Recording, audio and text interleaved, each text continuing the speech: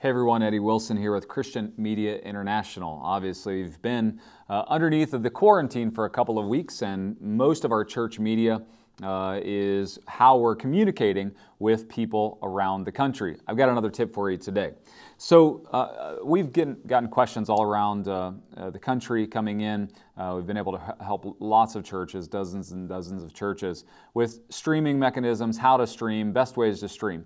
But another question that constantly comes in is, how do I best take online offerings?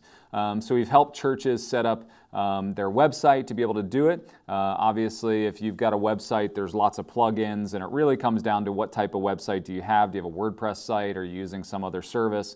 But setting up online offerings isn't extremely difficult. We use Stripe is the mechanism we use for taking donations on CMI. And the reason we use that is because it has a reoccurring method where somebody could sign up just to take money out periodically, but it gives you a lot of flexibility.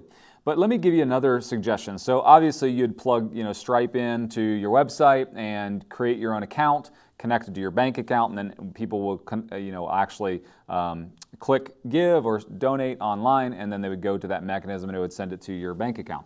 But let me give you another quick suggestion I think would be really helpful. A lot of online artists, when they play live, will put up their Venmo account. So if you're unfamiliar with Venmo, it's V-E-N-M-O, Venmo. And it's a way that you can peer-to-peer share, you can share money. So you can pay people for, lunch or whatever. And it has some restrictions to it, but it's a great way, and a lot of the younger generation is using Venmo to exchange dollars between each other. And a lot of the online artists, as they play, they'll take requests through Instagram Live or Facebook Live, and they'll put their Venmo account up there, and they'll call it their virtual tip jar. It's something that I think churches should consider during this time.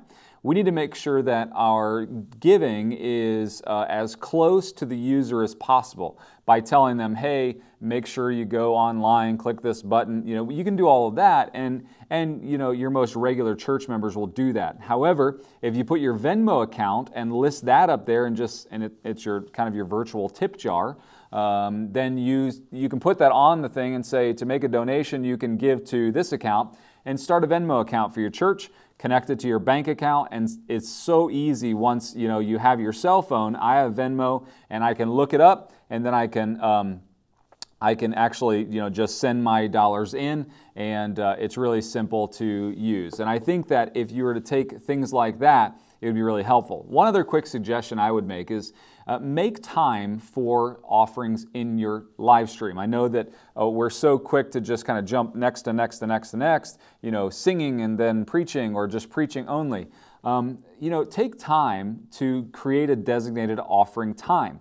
When you have somebody play a special, or you do something, from a media standpoint, and let them know this is time for the offering. What it does is it pauses the user, makes them decide, am I going to give or am I not going to give? But just running through it, expecting everyone to give is oftentimes, allowing them to just kind of miss the opportunity, and then it's fleeting.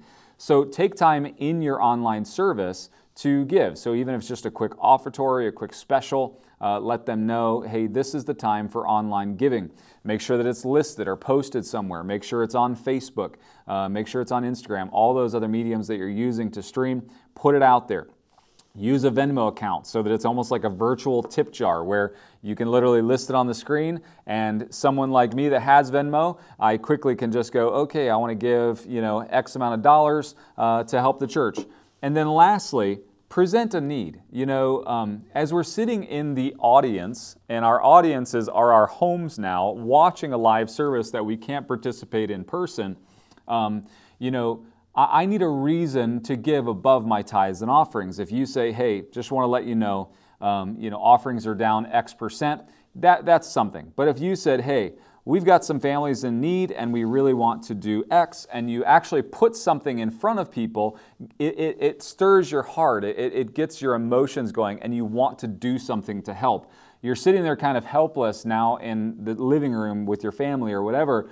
partaking of this service and you really do want to participate, give them an opportunity to participate. Say, here's a project we're working on. Here's what we're trying to accomplish. This week we're trying to hit this level in our giving. We want to encourage everybody to give. This is the time. Well, let's take a moment for an offertory. Make it an actual event in the live stream, and then people will have to make a choice. Am I going to give? Am I not going to give? Am I emotionally stirred or am I not emotionally stirred? But give us as an audience an opportunity to take part in that service. There's very little else that we can do. We can comment, we can do things like that. But give us the opportunity to give. I think a lot more people will give, and then give us lots of options to give. I even saw one church that had a person live manning the phone, and they said, hey, if you call right now, we'll take your offerings over the phone if you're worried about security and things like that. So there's lots of things you can do, but make sure you're doing all of them simultaneously so that your offerings stay intact. I hope that helps, and if you don't mind, connect with us on Facebook or Instagram so that we can answer your additional questions, and we'll address them here like this, and we'd be happy to help in any way we can. God bless.